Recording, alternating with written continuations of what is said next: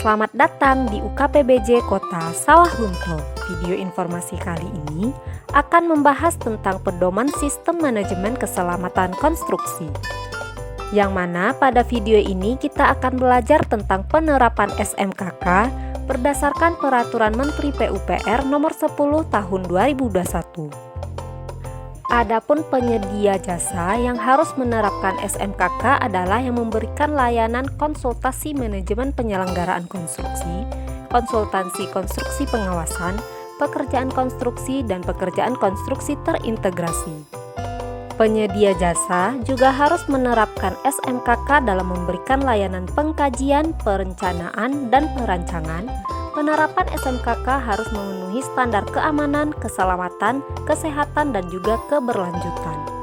Penerapan SMKK dimuat dalam dokumen SMKK yang terdiri atas rancangan konseptual SMKK, kemudian ada RKK, lalu RMPK, dan program mutu serta RKPPL dan juga RMLLP. Yang pertama ada rancangan konseptual SMKK. Rancangan konseptual SMKK pada pekerjaan pengkajian dan perencanaan paling sedikit memuat lingkup tanggung jawab pengkajian atau perencanaan, kemudian informasi awal terhadap kelayakan yang meliputi lokasi, lingkungan, sosioekonomi, dan juga dampak lingkungan serta rekomendasi teknis. Adapun rancangan konseptual SMKK yang disusun pada pekerjaan perancangan memuat sebagai berikut.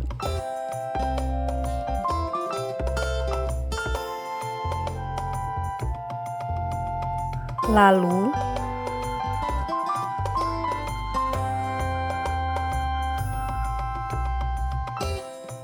IBPRP memuat penilaian risiko keselamatan konstruksi pada setiap tahapan pekerjaan yang dihitung dengan perkalian nilai tingkat kekerapan dan tingkat keparahan dampak bahaya. Tingkat kekerapan dan tingkat keparahan ditentukan berjenjang pada skala 1 sampai dengan 5. Pernyataan penetapan tingkat risiko keselamatan konstruksi ditentukan berdasarkan kriteria penentuan tingkat risiko keselamatan. Dalam hal pekerjaan perancangan memiliki besaran kurang dari 50 juta rupiah, rancangan konseptual SMKK hanya memuat IBPRP. Poin selanjutnya adalah RKK. Dalam melaksanakan pekerjaan konstruksi, penyedia jasa menyusun RKK, yang mana setiap RKK memuat elemen SMKK yang terdiri sebagai berikut.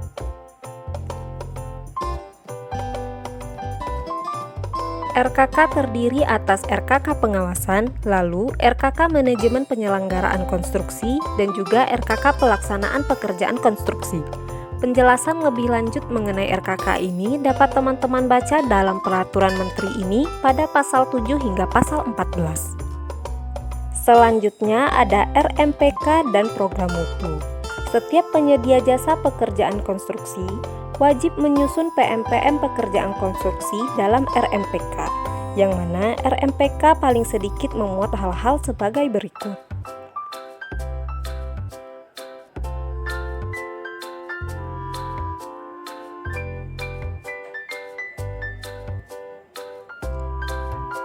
Dalam pengendalian subpenyedia jasa dan pemasok penyedia jasa, harus memastikan kontrak memuat anggaran biaya penerapan SMKK sesuai kebutuhan.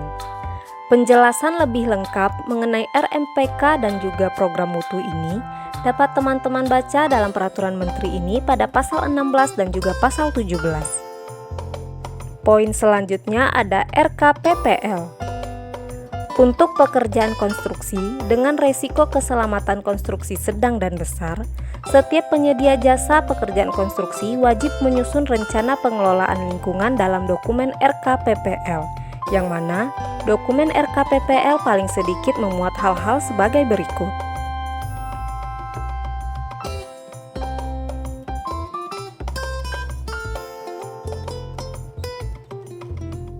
Yang mana pelaporan pelaksanaan pengelolaan dan pemantauan lingkungan meliputi lokasi pengelolaan dan pemantauan, kegiatan yang menimbulkan dampak, kemudian hasil pelaksanaan pengelolaan, lalu hasil pelaksanaan pemantauan, evaluasi dan kesimpulan, dan juga dokumentasi yang menggambarkan atau menjelaskan rona akhir lingkungan. Selanjutnya ada RMLLP, yang mana dokumen RMLLP memuat rencana manajemen lalu lintas pekerjaan, kemudian pelaporan kegiatan. Di mana penyusunan RMLLP sebagaimana harus memperhatikan ketentuan mengenai kelebihan dimensi dan beban muatan, lalu analisis dampak lalu lintas jika diperlukan. Selanjutnya ada penerapan SMKK tahap pembangunan. SMKK diterapkan pada tahapan pemilihan penyedia jasa, kemudian pelaksanaan pekerjaan konstruksi, dan serah terima pekerjaan.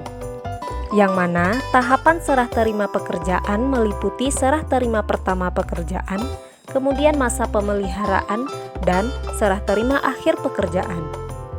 Selanjutnya ada tahapan pemilihan penyedia jasa. Penerapan SMKK pada tahap pemilihan penyedia jasa pekerjaan konstruksi oleh pengguna jasa dituangkan dalam dokumen pemilihan dengan menilai RKK penawaran. Selain RKK penawaran, dokumen pemilihan juga harus memuat evaluasi terhadap personil manajerial untuk keselamatan konstruksi. Dokumen pemilihan harus memuat manajemen risiko keselamatan konstruksi yang paling sedikit memuat uraian pekerjaan, identifikasi bahaya, penetapan tingkat risiko keselamatan konstruksi pada pekerjaan konstruksi, dan juga biaya penerapan SMKK pada HPS. Selengkapnya dapat teman-teman baca dalam peraturan menteri ini pada pasal 21. Lalu ada tahapan pelaksanaan pekerjaan konstruksi, yang mana penerapan SMKK pada tahapan pelaksanaan pekerjaan konstruksi dilakukan dengan melaksanakan RKK, RMPK, program mutu, RKPPL, dan RMLLP. Yang mana pelaksanaannya harus disesuaikan dengan lingkup pekerjaan dan kondisi di lapangan.